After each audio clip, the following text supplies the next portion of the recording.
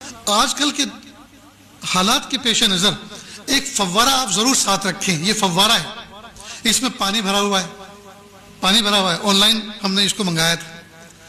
اس کا فائدہ یہ ہے کہ آدمی اگر حرم میں بیٹھا ہوا ہے اور اس کا وضو ٹوٹ گیا، اب اگر آپ حرم سے باہر نکل کر واپس جانا چاہیں تو یہ ممکن ہی نہیں. پولیس والے جانے نہیں دیتے، بھیڑ اتنی ہے. اب وضو ٹوٹ گیا، جگہ بھی سنبھالنی ہے، نماز بھی پڑھنی ہے جماعت کے ساتھ اور وضو بھی کرنا، اب کیا کریں؟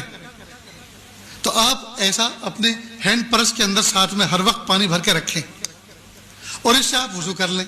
اس سے وضو کرنے کا طریقہ بہت آسان ہے. جیسے میرا کندھے کا رومال ہے، یہ چھوٹا سا جو نیپکن آتا ہے تھوڑا موٹے والا، وہ اپنے ساتھ ہر وقت رکھیں، اس کو گود میں بچھا لیں، ٹھیک، اور آستین چڑھائیں. اور اس سے وضو کرنے کا طریقہ یہ ہے کہ وضو میں سب سے پہلے کلی کی جاتی ہے، ہاتھ دھوئے جاتے ہیں، ٹھیک، اس کے بعد کلی کی جاتی ہے، ناک میں پانی ڈالا جاتا ہے. لیکن یہ فرض نہیں ہے، یہ اگر نہیں بھی ہوگا تو بھی وضو ہو جائے گا. سب سے پہلا فریضہ کیا ہے؟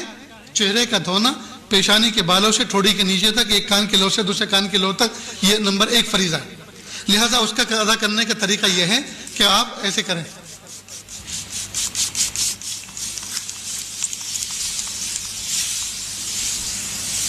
دیکھو میرا منہ بھیگ گیا نا، اس کو میں نے مل لیا. اور شریعت کا فقہ کا اصول یہ ہے، جس عضو کو دھونا ہے اگر اس میں سے 1-2 قطرہ پانی ٹپک گیا تو وہ دھلا ہوا سمجھا جائے گا. یہ تو قطرات تو ٹپک گئے تو چہرہ دھل گیا. اب ہاتھ دھونا ہے جی.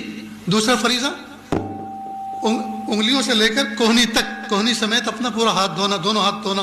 تو اس کا طریقہ یہ ہے کہ آپ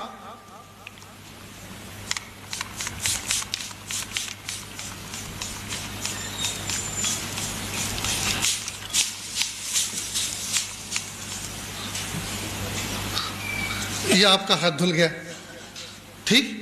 اسی طرح سے دوسرا ہاتھ دھونا ہے، اسی طرح دوسرا ہاتھ دھونا ہے. آپ میری طرف دیکھیں، بہت اہم کام چل رہا ہے. دروازہ کھولنا تو آپ نے یہ بچپن سے دیکھتے آئے، کھولتے بھی ہیں اور بند بھی کرتے. تم بھی کھڑے ہو یار، جو نہیں دیکھنے کا ہے وہ دیکھتے ہو، جو دیکھنا ہے اس کو نہیں دیکھتے. تو دوسرا ہاتھ بھی ہو گیا، ٹھیک. یہ تو میں نے وقت کو بچانے کے لیے ایک ہاتھ کو صرف ایسے ہی بتا دیا، ایک ہاتھ ایسے، تو دوسرا بھی ایسے دھونا ہے. اس کے بعد پھر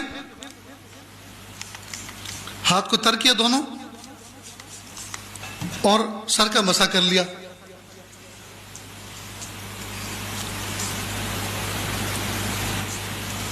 ہو گیا.